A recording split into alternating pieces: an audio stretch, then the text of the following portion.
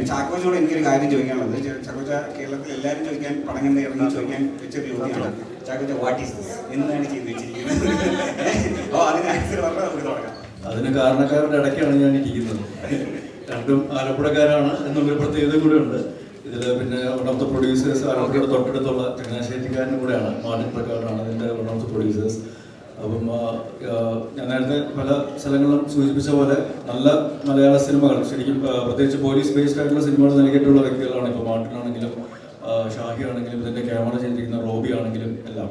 അപ്പോൾ അവരെല്ലാവരും കൂടെ ചേരുമ്പോൾ, ഇപ്പം മാർട്ടിൻ്റെ കൂടെ തന്നെ ഒരുപാട് നാളെ സംവിധാന സഹായിയായിരുന്ന ജിത്തുവും കൂടെ ചേരുമ്പോൾ എന്ത് രീതിയിലാണ് ഈ ഒരു പോലീസ് സിനിമ വ്യത്യസ്തമാവുക എന്നുള്ളത്, അത് കാണാനുള്ള എക്സൈറ്റ്മെൻറ്റും കൂടെ എനിക്കുണ്ടായിരുന്നു. പ്രത്യേകിച്ച് കഥ കേട്ടതിന് ശേഷവും അത് നമ്മൾ ഷൂട്ടിങ്ങിൻ്റെ സമയങ്ങളിലാണെങ്കിൽ പോലും എല്ലാ അർത്ഥത്തിലും അത് എത്രത്തോളം അത് ഡിഫറെൻ്റ് ആയിട്ട് വരും എന്നറിയാനായിട്ടുള്ള അതിൻ്റെ ഒരു ഫൈനൽ ഔട്ട്കം എത്രത്തോളം ഡിഫറെൻ്റ് ആയിട്ട് വരും എന്നറിയാനുള്ള ഒരു ആകാംക്ഷ എനിക്കുണ്ടായിരുന്നു. എനിക്ക് മാത്രമല്ല, നമ്മുടെ ഈ ടീമിലുണ്ടായിരുന്ന അഭിനയിക്കുന്നവരാണെങ്കിലും ഇതിൻ്റെ ടെക്നിക്കൽ സൈഡിലുള്ള ആൾക്കാരാണെങ്കിൽ പോലും. അപ്പോൾ ആ അർത്ഥത്തിൽ നോക്കുമ്പോൾ ഏത് രീതിയിലാണോ നമ്മൾ പ്രേക്ഷകരിലേക്ക് ഈ സിനിമ കൊണ്ടുവരാനായിട്ട് ശ്രമിച്ചത്, അതിൻ്റെ ഒരു റിസൾട്ട്, ആ ഒരു സ്വീകാര്യത പ്രേക്ഷകർ തന്നതിന് ആദ്യം തന്നെ നന്ദി അറിയിക്കുകയാണ്. എല്ലായിടത്തുനിന്നും നല്ല അഭിപ്രായങ്ങൾ കേൾക്കുമ്പോൾ ഒരുപാട് സന്തോഷവും ആശ്വാസവും ഉണ്ട്. കാരണം വളരെയധികം എഫേർട്ട് എടുത്ത് നമ്മൾ ചെയ്യുമ്പോൾ, നമ്മൾ എഫേർട്ടിൻ്റെ കാര്യം എപ്പോഴും പറയുകയാണെങ്കിൽ പോലും അത് മാത്രമല്ല, അത് ഏതറ്റം വരെ അല്ലെങ്കിൽ ഏതൊക്കെ രീതിയിൽ പ്രേക്ഷകർ എൻ്റർടൈൻ ചെയ്യിക്കും എന്നുള്ളത് ഒരു വലിയൊരു ഘടകമാണ്. അപ്പോൾ ആ അർത്ഥത്തിൽ നോക്കുമ്പോൾ തിയേറ്ററിലേക്ക് തന്നെ വന്ന പ്രേക്ഷകർ കാണണമെന്ന് ആഗ്രഹിച്ച് ചെയ്ത ഒരു സിനിമ, ആ ഒരു എഫേർട്ടും ആ ഒരു സമയവും ആ ഒരു ബഡ്ജറ്റിൻ്റെ കാര്യത്തിലാണെങ്കിൽ പോലും യാതൊരു രീതിയിലും കോംപ്രമൈസ് ചെയ്യാത്ത, ക്വാളിറ്റിക്ക് വേണ്ടി യാതൊരു രീതിയിലും കോംപ്രമൈസ് ചെയ്യാത്തൊരു പ്രൊഡക്ഷൻ ബാനറും നമ്മുടെ കൂടെ ഉണ്ടായിരുന്ന ഒരുപാട് സഹായിച്ചിട്ടുണ്ട്. അപ്പോൾ ആ അർത്ഥത്തിൽ നോക്കുമ്പോൾ ഈ ഒരു സ്വീകാര്യത ഞങ്ങളുടെ മനസ്സിൽ നിറയ്ക്കുന്ന ഒരു സ്വീകാര്യതയും ഒരു അപ്രീസിയേഷനുമാണ്. അപ്പോൾ അതിന് ആദ്യം തന്നെ നിങ്ങളോട് എല്ലാവരോടും പ്രേക്ഷകരോട് പ്രത്യേകിച്ചും നന്ദി പറയുകയാണ്. അപ്പോൾ അതുകൊണ്ട് തിയേറ്ററിൽ എക്സ്പീരിയൻസ് തന്നെ ഡിസേർവ് ചെയ്യുന്ന ഒരു സിനിമ എന്നുള്ള രീതിയിൽ പ്രേക്ഷകർ അഭിപ്രായം കേട്ടിട്ട് തിയേറ്ററിലേക്ക് വരണം എന്നുള്ളൊരു അഭ്യർത്ഥനയും കൂടെയാണ് ഓഫീസർ ഓൺ ഡ്യൂട്ടിയുടെ ഭാഗത്തു നിന്ന് ഞങ്ങൾക്ക് പ്രത്യേകിച്ച് പറയുവാനുള്ളത്.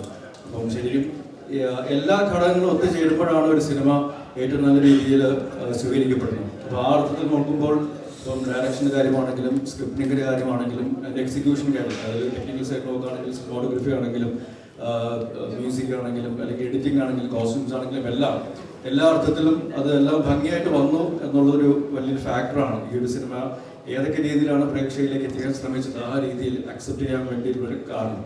അപ്പോൾ മറ്റ് പോലീസ് കഥാപാത്രങ്ങളിൽ നിന്നും CI ഹരിശങ്കർ ഏതെങ്കിലും രീതിയിൽ മാറി നിൽക്കുന്നുണ്ടെങ്കിൽ അത് ആ മാറി നിൽക്കുന്ന രീതിയിൽ തന്നെ പ്രേക്ഷകർക്ക് സ്വീകരിക്കാനായിട്ട് സാധിച്ചിട്ടുണ്ടെങ്കിൽ ഇതെല്ലാം ഘടകങ്ങളാണ്. അപ്പോൾ അതിന് ഇങ്ങനത്തെ ഒരു വണ്ടർഫുൾ കാസ്റ്റ് ആൻഡ് ക്രൂവിൻ്റെ കൂടെ അഭിനയിക്കാനും പ്രവർത്തിക്കാനും ഭാഗ്യം ലഭിച്ചതിന് ഓഫീസർ ഓൺ ഡ്യൂട്ടിയുടെ മുന്നിലും പിന്നിലും കൂടെ നിന്ന് എല്ലാവരുടെയും ആദ്യം തന്നെ എൻ്റെ വ്യക്തിപരമായ പേരിലും ഒരു നന്ദി അറിയിക്കുകയാണ്. Thank you very much.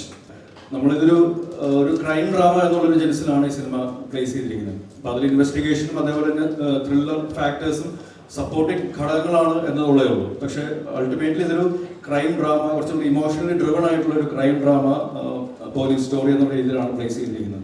അപ്പോൾ ആ അർത്ഥത്തിൽ അത് ഇപ്പോഴത്തെ ഒരു സമൂഹത്തിനും കൂടെ ബാധകമാകുന്നു. അല്ലെങ്കിൽ നമ്മൾ പ്രത്യേകിച്ച് എടുത്തു നോക്കുകയാണെങ്കിൽ ഈ ഒരു വർഷം തുടങ്ങിയതിന് ശേഷം ഈ ഒരു 2 മാസ കാലയളവിനുള്ളിൽ തന്നെ നമുക്കറിയാം പല പ്രശ്നങ്ങളും നമ്മുടെ കേരളത്തിൽ പ്രത്യേകിച്ചും കണ്ടുവരുന്നതാണ്. ഇപ്പം ജയിലിൽ നിന്നും പരോളിറങ്ങി വന്ന് അയൽവാസി കുത്തിക്കൊല്ലുക, അല്ലെങ്കിൽ അച്ഛൻ മകനെ കൊല്ലുക, മകൻ അച്ഛനെ കൊല്ലുക, അങ്ങനെ നമുക്ക് ഒരു പരിധിവരെ മലയാളി സമൂഹത്തിന് വിശ്വസിക്കാൻ പോലും പ്രയാസമുള്ള, ബുദ്ധിമുട്ടുള്ള അല്ലെങ്കിൽ ഞെട്ടിക്കുന്ന തരത്തിലുള്ള പല വിഷയങ്ങളും ഇപ്പോൾ സമൂഹത്തിൽ നടക്കുന്നുണ്ട്.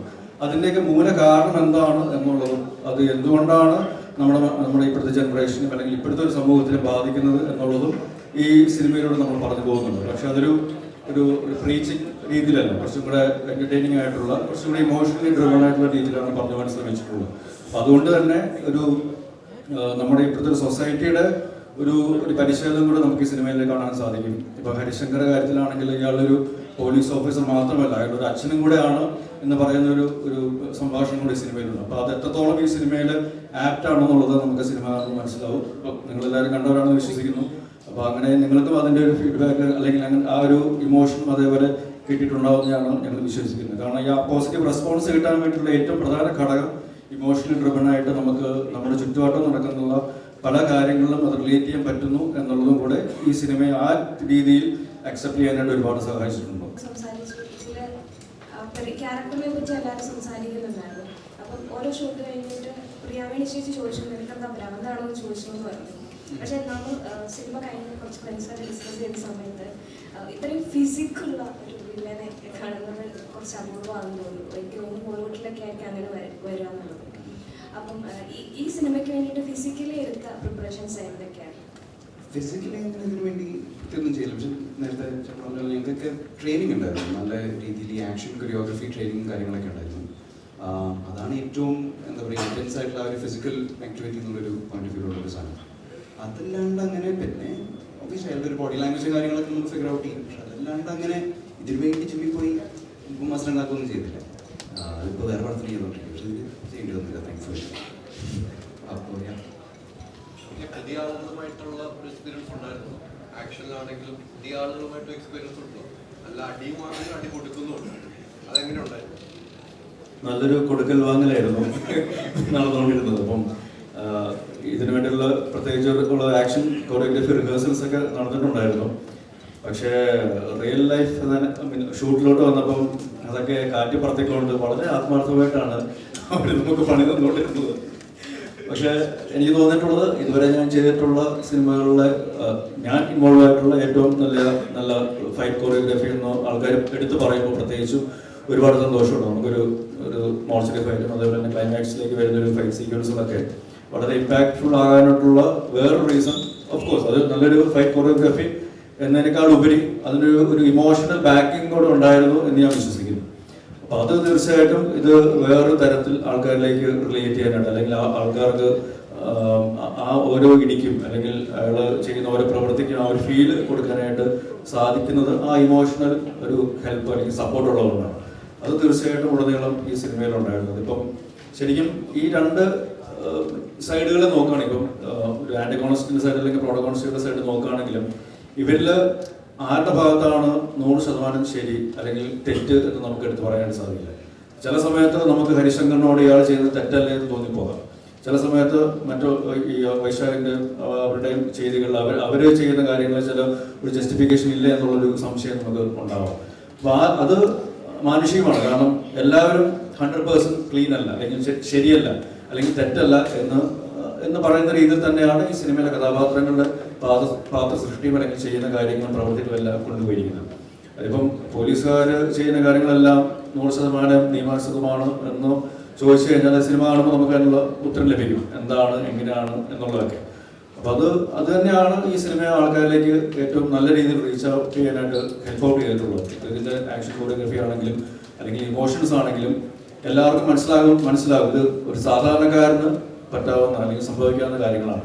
അല്ലെങ്കിൽ ഏതെങ്കിലും ഒരു അവസരത്തിൽ ഇമോഷണലി ഡ്രെയിൻ ആയിട്ടിരിക്കുന്ന ഒരാൾ സ്വന്തം പേഴ്സണൽ ലൈഫിൽ ഒരു ഇഷ്യൂ വരുമ്പോൾ എങ്ങനെ ചാർജ്ഡ് അപ്പ് ആവും അല്ലെങ്കിൽ എങ്ങനെ പ്രതികരിക്കും എന്നുള്ള അല്ലെങ്കിൽ പ്രതികരിക്കാനായിട്ടുള്ള ശക്തി ആർജം എങ്ങനെ ഉണ്ടാവും എന്നുള്ളതൊക്കെ നമുക്ക് ആ പാത്ര സൃഷ്ടിയിൽ നിന്നും അല്ലെങ്കിൽ അയാളുടെ ഇമോഷണൽ ബാക്കിങ്ങിൽ നിന്നും മനസ്സിലാക്കാൻ പറ്റും. അപ്പം എനിക്ക് തോന്നിയിട്ടുള്ളത് ഈ സിനിമയുടെ പ്രത്യേകിച്ച് ഒരു ആക്ഷൻ കൊറിയോഗ്രഫിയിലേക്ക് വരുമ്പോൾ തീർച്ചയായിട്ടും ഒരു ഇമോഷണൽ സപ്പോർട്ട് ഒരുപാട് ഹെൽപ്പ് ചെയ്തിട്ടുണ്ട്. ഓരോ പുതിയ സിനിമ വരുമ്പോഴും ഈ കൊറിയോഗ്രഫി ഇങ്ങനെ ചാലഞ്ചിങ് ആയിട്ട് മാറുന്നുണ്ടോ? കാരണം ചാക്കോ ചിലപ്പോൾ ചെയ്യുന്ന ഓരോ ഇത് വരുമ്പോഴും ഇപ്പോൾ പറഞ്ഞ പോലെ ആക്ഷൻ കൊറിയോഗ്രഫി മാറിക്കൊണ്ടിരിക്കുകയാണ്, ട്രെൻഡിങ് ആവുകയാണ്. അപ്പം വിത്ത് ന്യൂ അല്ലെങ്കിൽ ന്യൂ ജെൻ എന്നുള്ള ഒരു ഇതിലേക്ക് വരുന്നുണ്ട്, ആ ഒരു ട്രാക്കിലേക്ക് വരുന്നുണ്ട്. അപ്പം എനിക്ക് തോന്നുന്നത് വളരെ ചുരുക്കം ആക്ടേഴ്സാണ് അതിനങ്ങനെ സ്റ്റിക്ക് ഓൺ ചെയ്യുകയും ചെയ്തത്. അപ്പം അത് ചാലഞ്ചിങ് ആയിട്ട് തോന്നുന്നുണ്ട്. എനിക്ക് തോന്നുന്നു ഇപ്പം മലയാള സിനിമ ശരിക്കും ഒരു വളരെ ഡിഫറെൻ്റ് ആയിട്ടുള്ള വളരെ ഡെയറിങ് ആയിട്ടുള്ള പ്രോജക്ട്സ് അല്ലെങ്കിൽ സബ്ജക്റ്റുകൾ സ്പീക്ക് ഔട്ട് ചെയ്യുന്നു. അതിനുവേണ്ടി ട്രൈ ഔട്ട് ചെയ്യുന്ന ധൈര്യമുള്ള ഡയറക്ടേഴ്സും സ്ക്രിപ്റ്റ് റൈറ്റേഴ്സും പ്രൊഡ്യൂസേഴ്സും ആക്ടേഴ്സും ഇപ്പോൾ നമ്മുടെ ഇൻഡസ്ട്രിയിലുണ്ട്. അതുതന്നെയാണ് ഏറ്റവും നല്ല സിനിമകൾ.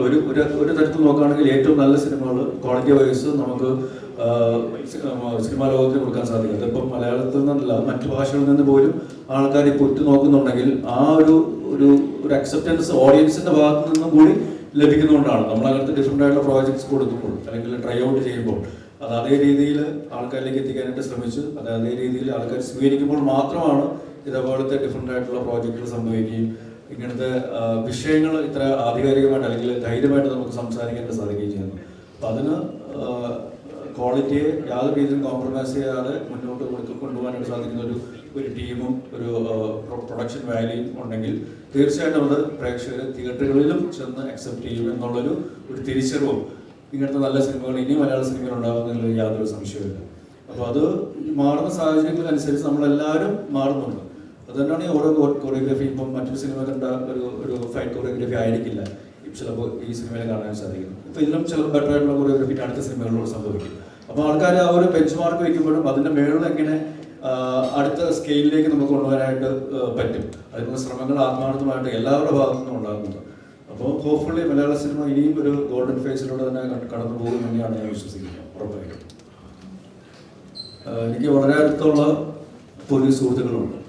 അപ്പം അവർ ഈ പറയുന്ന പോലെ ഇതൊരു ഗവൺമെൻറ് ജോബ് പോലെ എന്താ പറയുക ഒരു 9 to 5 ജോബ് എന്നുള്ള രീതിയിൽ നമുക്കൊരിക്കലും കണക്കാക്കാൻ പറ്റില്ല. 24/7 അവർ ഓണാണ്, അല്ലെങ്കിൽ അവർ ഓൺ ഡ്യൂട്ടിയാണ്. അപ്പോൾ ആ ഡ്യൂട്ടി എന്ന് പറയുന്നത് ചിലപ്പോൾ അവരുടെ പേഴ്സണൽ ലൈഫിനുള്ള ഡ്യൂട്ടി പോലും മറന്ന് ചെയ്യേണ്ട അവസരങ്ങളും ഇഷ്ടംപോലെ ഉണ്ടാവാറുണ്ട്. അത് എത്രത്തോളം ഇവരുടെ ആരോഗ്യത്തെ, പ്രത്യേകിച്ച് മാനസികമായ ആരോഗ്യത്തെ ബാധിക്കുന്നു എന്നുള്ളത് ഒരു പരിധിവരെ നേരിട്ട് അറിയാവുന്നൊരു വ്യക്തിയും കൂടെയാണ് ഞാൻ. അപ്പം ഷാഹിൻ്റെ അടുത്ത് വന്ന് ഈ കഥ പറയുമ്പോൾ പ്രത്യേകിച്ച് ഇതിൻ്റെ ബിഗിനിങ് സീക്വൻസുകളും പിന്നെ ഇയാൾ പോകുന്ന കുറച്ച് ഇമോഷണൽ യാത്രകളുമെല്ലാം ഒരു പരിധിവരെ എനിക്ക് നേരിട്ട് അറിയാവുന്ന വ്യക്തിത്വങ്ങളിലൂടെ പോലീസ് സുഹൃത്തുക്കളിലൂടെ എനിക്ക് മനസ്സിലാക്കാൻ പറ്റുന്നൊരു സാഹചര്യം ഉണ്ടായിരുന്നു. അപ്പോൾ അതുകൊണ്ട് തന്നെ നമ്മൾ ഈ പറയുന്ന പോലെ കാക്കി ഇടുന്നവരെ പേടിയോടെ മാത്രം കാണുന്ന ഒരു സമൂഹമല്ല വേണ്ടത്. അവരോടൊരു പരിഗണനയും കൂടെ വേണ്ടുന്ന ഒരു സമൂഹം കൂടിയാണ് വേണ്ടത് എന്നുള്ളത് നമ്മൾ മനസ്സിലാക്കണം. കാരണം അവരും മനുഷ്യരാണ്. ഈ പറയുന്ന പോലെ അവർക്കും ഒരു കുടുംബമുണ്ട്. അയാളൊരു അച്ഛനാണ്, അല്ലെങ്കിൽ ഒരു ജ്യേഷ്ഠനാണ്, ഒരു മകനാണ് എന്നുള്ളത് നമ്മൾ മനസ്സിലാക്കണം. അപ്പോൾ അത് സമൂഹത്തിന് പല തിന്മകളും ഉണ്ടാകുമ്പോൾ അതിനെതിരെ അവർ പോരാടാൻ ഇറങ്ങുമ്പോൾ അവർ ചിലപ്പോൾ അവരുടെ ജീവിതവും അല്ലെങ്കിൽ ജീവിതത്തിൽ ഏറ്റവും ഇഷ്ടമുള്ള പല ആൾക്കാരെയും പല കാര്യങ്ങളും മാറ്റിവെച്ചിട്ടായിരിക്കും ഈ ജോലിക്ക് വേണ്ടി ഇറങ്ങുന്നത്. So we should respect that. അപ്പോൾ ആ ഒരു കാര്യവും ഈ സിനിമയിലൂടെ പറഞ്ഞു പോകുന്നുണ്ട്. ജഗദീഷേട്ടന്റെ ഇന്റർവ്യൂ പറഞ്ഞിരുന്നു ഇത് മികച്ച സിനിമയാണ്, ഒപ്പം ചാക്കോച്ചന്റെ കരിയർ ബെസ്റ്റ് പ്രകടനവും കാണാം.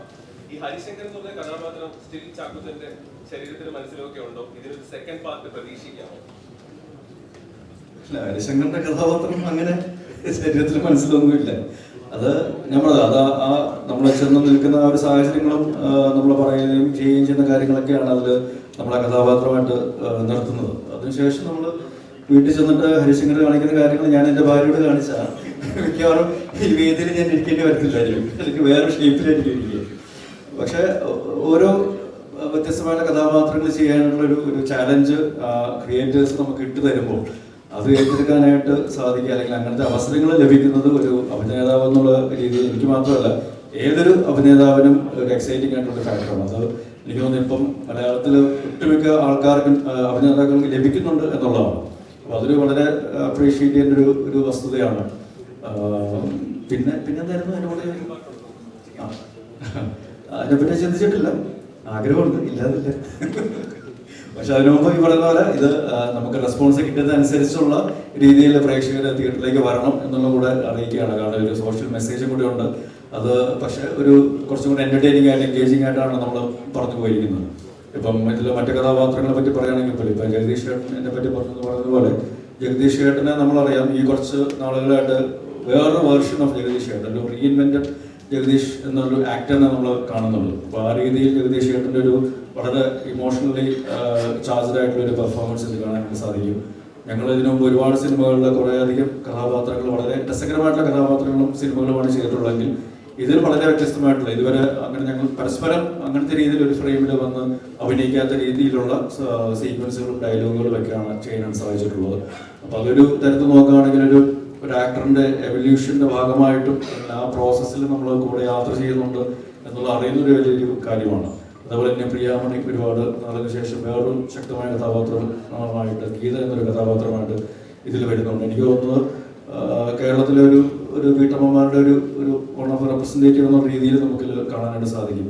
മാറി വരുന്ന സ്ത്രീകളുടെ ഒരു ചിന്താഗതി, അല്ലെങ്കിൽ അവർ കുറച്ചുകൂടെ സ്ട്രോങ് ആവുന്നു, ബോൾഡ് ആകുന്നു, ഇമോഷണലി ചില സാഹചര്യങ്ങളിൽ മറ്റുള്ളവരെക്കാളും, അതായത് ഭർത്താവിനേക്കാളും ചിലപ്പോൾ കുറച്ചുകൂടി സ്ട്രോങ് ആയിട്ടുള്ള ഡിസിഷൻസും അല്ലെങ്കിൽ സെൻസിബിൾ ആയിട്ടുള്ള ഡിസിഷൻസ് എടുക്കാൻ സാധിക്കുന്ന സ്ത്രീ കഥാപാത്രങ്ങളെയും നമുക്കിതിൽ കാണാനായിട്ട് സാധിക്കുന്നു. ഒരു നല്ലൊരു ചേഞ്ച് ആയിട്ടാണ് എനിക്ക് തോന്നിയിട്ടുള്ളത്. ഇപ്പൊ 2016 ആനന്ദത്തിലൂടെ വന്നു. ഇപ്പോൾ ഓഫീസർ ഓൺ ഡ്യൂട്ടി വരെ എത്തി നിൽക്കുമ്പോൾ ഒരു വിധത്തിലുള്ള എല്ലാ ക്യാരക്ടർ ഷെയ്ഡ്സും ചെയ്യാൻ സാധിച്ചു. അതുപോലെ നെഗറ്റീവ് ഷെയ്ഡുള്ള കഥാപാത്രം ഇപ്പോൾ ചെയ്തു. ഡാർക്ക് ഷെയ്ഡാണ് ഇപ്പോൾ കുറച്ചധികമായിട്ട് വരുന്നത്. അപ്പോൾ ഇനി മാറി വേറൊരു വെറൈറ്റി അല്ലെങ്കിൽ ഇതുവരെ ചെയ്തിട്ടില്ലാത്തൊരു തരത്തിലുള്ള കഥാപാത്രം ചെയ്യണമെന്നാണെങ്കിൽ എന്തായിരിക്കും? അറിയില്ല. തൽക്കാലത്തേക്ക് ഈ ഒരു ജേർണി ഉണ്ടല്ലോ, ഈ ഒരു പറഞ്ഞ മതി ഈ ഡാർക്ക് ഷെയ്ഡ്സ് ഉള്ള ക്യാരക്ടർ, ഡാർക്ക് അല്ല എന്നാൽ ട്രഡീഷണലി ഗുഡ് ഗൈസ് അല്ലെങ്കിൽ പ്രൊട്ടാഗനിസ്റ്റ് എന്ന് പറയുന്ന ടൈപ്പ് ക്യാരക്ടേഴ്സ് അല്ലാത്ത വില്ലന്മാരുണ്ട്. ഈ ഒരു ബ്രാൻഡ് ഓഫ് ക്യാരക്ടേഴ്സ് ഇപ്പം നിലവിൽ വന്നുകൊണ്ടിരിക്കുന്ന റോൾസും കുറച്ചൊക്കെ അങ്ങനെയാണ്. ആ ഒരു ജേർണി ഞാൻ എൻജോയ് ചെയ്യുന്നുണ്ട്. എന്ന് വെച്ചാൽ ഇനി ഇത് മാത്രം ചെയ്യുന്നല്ല, പക്ഷേ ഇപ്പോൾ ഈ പോകുന്ന രീതിയിൽ പോട്ടെ എന്നാണ് എൻ്റെ ഒരു എൻജോയ് ചെയ്യാൻ പറ്റുന്നുണ്ട്. ഒരു ഫണ്ണുണ്ട് അതിൽ. നമ്മുടെ ഉള്ളിലുള്ള മറ്റേ പുറത്തിറക്കാൻ പറ്റാത്ത കുറെ കാര്യങ്ങളുണ്ടല്ലോ, അതൊക്കെ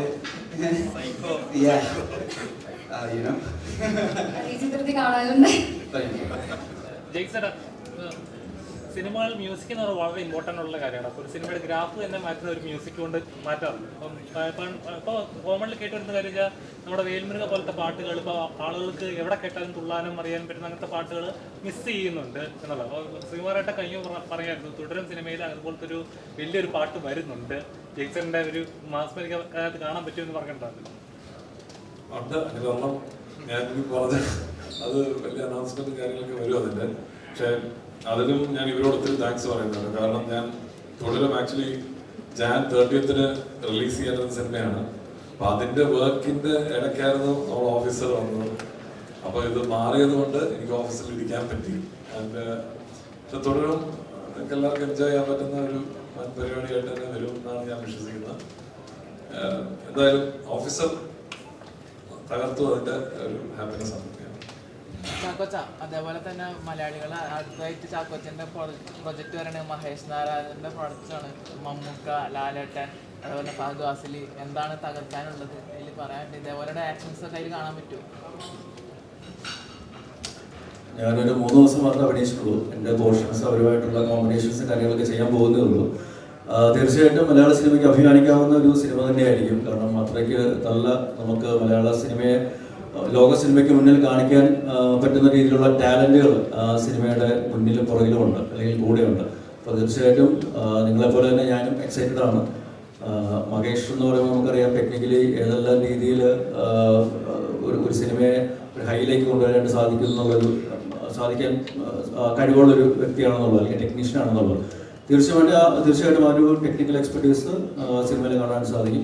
ഓഫ് കോഴ്സ് അത് ഇതുവരെ നമ്മളങ്ങനെ കണ്ട് പരിചിതമല്ലാത്ത ഒരു ടെറൈൻ അല്ലെങ്കിൽ ഒരു ബാക്ക് ഡ്രോപ്പിലാണ് അത് പറഞ്ഞു പോകുന്നത്. അത് തീർച്ചയായിട്ടും ഒരു എക്സൈറ്റിംഗ് എക്സ്പീരിയൻസ് തന്നെയായിരിക്കും സിനിമ ലവേഴ്സിന്. പ്രത്യേകിച്ച് അത് തിയേറ്ററിൽ തന്നെ വന്ന് കാണേണ്ട ഒരു സിനിമയാണ് എന്നുള്ളൊരു കാര്യം അടിവരായിട്ട് പറയുന്നത്. ഈ കണ്ടുവരുന്ന പടങ്ങളൊക്കെ ഫുൾ ആക്ഷൻസ് ആണ്. അപ്പം ഇനി വരാനുള്ള പടങ്ങളും ചാക്കോച്ചൻ്റെ ഒരു ആക്ഷൻ ആണോ? ഞാനിപ്പോൾ ചെയ്യുന്നത് രതീഷ് പൊതുവാളുടെ തങ്കേശ്വറിന് ശേഷം ഒരു ഫുൾ ലെങ്ത് ഒരു സിനിമ ഞങ്ങൾ ചെയ്യുകയാണ്. ഒരു ദുരൂഹ സാഹചര്യത്തിൽ എന്നുള്ളതാണ് സിനിമയുടെ പേര്. അതിൽ കുറച്ചുകൂടെ ഒരു ഫണ്ണും സറ്റയറും അത്യാവശ്യം ഒരു പൊടിക്ക് ആക്ഷനും കാര്യങ്ങളൊക്കെ ഉണ്ട്. പക്ഷേ അൾട്ടിമേറ്റ് ഔട്ട് ആൻഡ് ഔട്ട് ഒരു കുറച്ചും കൂടെ ഒരു ഹ്യൂമറും കാര്യങ്ങളൊക്കെ ഉള്ളൊരു സിനിമയായിരിക്കും. അതിൽ ദിലീഷ് പോത്തൻ, സജിൻ ഗോപു, നമ്മുടെ ബെഞ്ചമിൻ ലോയ്സ് ഡയറക്റ്റ് ചെയ്ത് ചിദംബരം അഭിനയിക്കുന്നുണ്ട്. പിന്നെ ജാഫർ ഇടുക്കി, സുധീഷ്, അങ്ങനെ ഒരു പറ്റം നല്ല ടാലന്റുകളുണ്ട്. തീർച്ചയായിട്ടും അത് വേറെ രീതിയിൽ ആൾക്കാരെ എന്റർടൈൻ ചെയ്യുന്ന ഒരു സിനിമയായിരിക്കും. ചാക്കോച്ച ഇപ്പം മമ്മൂക്കയെ പോലെ തന്നെ പക്ക ഒരു ജെൻസി ട്രെൻഡിൽ നിൽക്കുന്ന ഒരാളാണ് താങ്കൾ. ഇപ്പം താങ്കൾ ഇട്ടിരിക്കുന്ന കോസ്റ്റ്യൂം എടുത്ത് നോക്കിയാൽ തന്നെ മറ്റുള്ളവരെക്കാൾ ഒരുപാട് എടുത്ത് നിൽക്കുന്ന എങ്ങനെയാണ് കീപ്പപ്പ് ചെയ്യുന്നത്? എൻ്റെ ഭാര്യയാണ് അതിന് കാരണക്കാരി. പിന്നെ മമ്മൂക്കയെ നമ്മളെല്ലാവരും ഫോളോ ചെയ്യുന്ന ഒരു ഏറ്റവും ട്രെൻഡിയസ്റ്റ് എന്താ പറയുക ഒരു മാൻ ആണ്, അല്ലെങ്കിൽ ഒരു ചാപ്പ് എന്ന് വേണമെങ്കിൽ നമ്മൾ വിളിക്കും. അതായത് പുള്ളിയാണ് ഏറ്റവും coolest Guy in town now. ചുമ്മാ പറഞ്ഞാൽ തന്നെ ഞാൻ ചോദിക്കുകയാണ്, മലയാള സിനിമ ഒരു ഗോൾഡൻ എറയിലൂടെ വരും എന്ന് പ്രതീക്ഷയാണ്. ഇപ്പോൾ എല്ലാവരും പ്രതീക്ഷിക്കുന്ന ഒരു കാര്യമാണ്. പക്ഷേ ഈ പറഞ്ഞ പോലെ നല്ല സിനിമകൾ വരുമ്പോഴും ഇപ്പോൾ നിർമ്മാതാക്കൾക്ക് ലാഭം ഉണ്ടാവുന്നില്ല. ഇപ്പോൾ നടക്കുന്ന കാര്യങ്ങളൊക്കെ അറിയുന്നുണ്ടാവുമല്ലോ. അപ്പം ശരിക്കും അങ്ങനെ വിശ്വസിക്കുന്നുണ്ടോ? നിർമ്മാതാക്കൾക്ക് കൃത്യമായ ലാഭം കിട്ടുന്നില്ല, അത് സിനിമകൾ ഇച്ചിലൂടെ നല്ല ട്രാക്കിൽ പോകണം എന്ന് വിശ്വസിക്കുന്നുണ്ടോ? നല്ല സിനിമകൾ, ഓടുന്ന സിനിമകളൊക്കെ നിർമ്മാതാക്കൾക്ക് ലാഭം കിട്ടുന്നുണ്ടെന്ന് തന്നെയാണ് വിശ്വസിക്കുന്നത്. കാരണം ഞാനും ചില സിനിമകളുടെ നിർമ്മാണ പങ്കാളിയായിട്ടുള്ളതാണ്. അപ്പോൾ ആ രീതിയിൽ നോക്കുകയാണെങ്കിൽ ഞാൻ സാറ്റിസ്ഫൈഡ് ആയിട്ടുള്ള ആളാണ്. പക്ഷേ നമ്മൾ ചെയ്യുന്ന പ്രോഡക്റ്റ് അത് എല്ലാം പ്ലാൻ ചെയ്ത പോലെ സംഭവിക്കണമെന്നില്ല. ഇപ്പോൾ സിനിമയുടെ കാര്യമാണെങ്കിലും ഈ 2020 പോലെയാണ്. ഏത് നിമിഷവും പല കാരണങ്ങൾ കൊണ്ട് റിസൾട്ട് വേറെ രീതിയിൽ മാറ്റി മറിക്കപ്പെടാം. അപ്പോൾ നമ്മൾ നമ്മുടെ മാക്സിമം ട്രൈ ഔട്ട് ചെയ്യുന്നു, മാക്സിമം ഔട്ട്പുട്ട് കൊടുക്കാനായിട്ട് ശ്രമിക്കുന്നു. പിന്നെ ഒരു സിനിമ എന്ന് പറയുന്നത് ഒരുപാട് ഘടകങ്ങളിൽ ഡിപ്പെൻഡൻ്റ് ആണ്. ചിലപ്പോൾ ഒരു മഴ വരുമ്പോൾ ആ ഒരു ദിവസത്തെ കളക്ഷൻ എന്ന് പറയുന്നത് വളരെയധികം ബാധിക്കപ്പെട്ടേക്കാം. അല്ലെങ്കിൽ വേറെ എന്തെങ്കിലും റീസൺസ് കൊണ്ട് ഇപ്പോൾ പരീക്ഷ സമയമാണെങ്കിലും ചിലപ്പോൾ നമ്മൾ വിചാരിച്ച ഒരു കളക്ഷൻ പോയിന്റ് കിട്ടിയില്ലാതെ വരും. പക്ഷെ അതെല്ലാം ഓവർകം ചെയ്യുന്ന രീതിയിലുള്ള വേറെ മാർക്കറ്റിംഗ് അല്ലെങ്കിൽ ഇൻകം ജനറേറ്റ് ചെയ്യുന്ന പല വേറെ ഏരിയാസ് ഉണ്ട്. അപ്പോൾ അതും കൂടെ ഹൈലൈറ്റ് ചെയ്ത് അതും കൂടെ നമ്മൾ മാക്സിമം എക്സ്പ്ലോർട്ട് ചെയ്ത് നോക്കുന്നത്. പക്ഷെ അൾട്ടിമേറ്റ്ലി നല്ല സിനിമ, ക്വാളിറ്റി സിനിമ, ആൾക്കാർ എൻ്റർടൈൻ ചെയ്യാൻ പറ്റുന്ന സിനിമ കൊടുക്കുകയാണെങ്കിൽ തീർച്ചയായിട്ടും എല്ലാവർക്കും അത് ഗുണകരമാകും. പിന്നെ അൺനെസസറി ആയിട്ടുള്ള ഇഷ്യൂസ് ബ്ലോ അപ്പ് ചെയ്യാതെ നമ്മൾ കുറച്ചും കൂടെ കാര്യഗൗരവമായിട്ട് സിനിമയെ സമീപിക്കുകയാണെങ്കിൽ തീർച്ചയായിട്ടും അതിൻ്റെ റിസൾട്ട് കിട്ടുമെന്ന് ഞാൻ വിശ്വസിക്കുന്നു. അവർ പറഞ്ഞ അഭിനയിക്കുന്നവർ തന്നെ പ്രൊഡക്ഷൻ ഹൗസ് തുടങ്ങി കഴിയുമ്പോഴേക്കും ഉണ്ടാകുന്ന പ്രശ്നങ്ങൾ പറയുന്നുണ്ട്. അപ്പോൾ അഭിനയിക്കുന്നവർ അഭിനയിച്ചാൽ മതി എന്നുള്ള ഒരു മോണോപോളി പോലെ ഫീൽ ചെയ്യുന്നില്ല. ഇതെല്ലാം ഓരോരുത്തരുടെ വ്യക്തിപരമായ അഭിപ്രായങ്ങളുണ്ടാവും, സംഘടനാപരമായിട്ടുള്ള അഭിപ്രായങ്ങളുണ്ടാവും. പക്ഷെ അതെല്ലാം മാറ്റുന്ന രീതിയിൽ ഓഫീസ് റൺ ഡ്യൂട്ടി നിങ്ങൾ ഓടിച്ച് കാണിച്ചാൽ ഇതൊക്കെ സോൾവ് ആവുമെന്നാണ് എനിക്ക് തോന്നുന്നത്. അപ്പോൾ അതുകൊണ്ട് തീർച്ചയായിട്ടും ഓഫീസ് റൺ ഡ്യൂട്ടി നിങ്ങൾ തിയേറ്ററിൽ വിജയിപ്പിക്കേണ്ടത് നിങ്ങളുടെ കൂടെ ഒരു ഉത്തരവാദിത്തമാണ് എന്ന് ഓർമ്മിപ്പിക്കുന്നു. Anyways thank you. കാരണം ഒരുപാട് സന്തോഷമുണ്ട്. ഒരു ഏറ്റവും നല്ല രീതിയിൽ ഇത് നമ്മൾ ഏത് രീതിയിലാണോ ഇത് പ്രേക്ഷകരിലേക്ക് കൊണ്ടുവരാൻ ശ്രമിച്ചിട്ടുള്ളത് ആ രീതിയിൽ സിനിമ കണക്റ്റഡ് ആവുന്നു എന്നറിയുന്നതിൽ ആ ഒരു ഫീഡ്ബാക്ക് തന്നതിന്, ആ ഒരു അക്സെപ്റ്റൻസ് തന്നതിന് ഒരുപാട് നന്ദി അറിയിക്കുകയാണ്. So do watch it in theatres. കാരണം അത്രയ്ക്ക് ഈ സിനിമയുടെ ക്വാളിറ്റിയിൽ യാതൊരു കോംപ്രമൈസും ചെയ്യാത്ത ഒരു ടീം ഇതിൻ്റെ കൂടെയുണ്ട്, അല്ലെങ്കിൽ മുന്നിലും പിന്നിലുമുണ്ട്. അപ്പോൾ ആ രീതിയിൽ ഒരു തിയേറ്ററിൽ എക്സ്പീരിയൻസ് ഡിസേർവ് ചെയ്യുന്ന, ഡിമാൻഡ് ചെയ്യുന്ന സിനിമയാണ്. തീർച്ചയായിട്ടും അത് പോയി കാണുക. And thank you for all the love.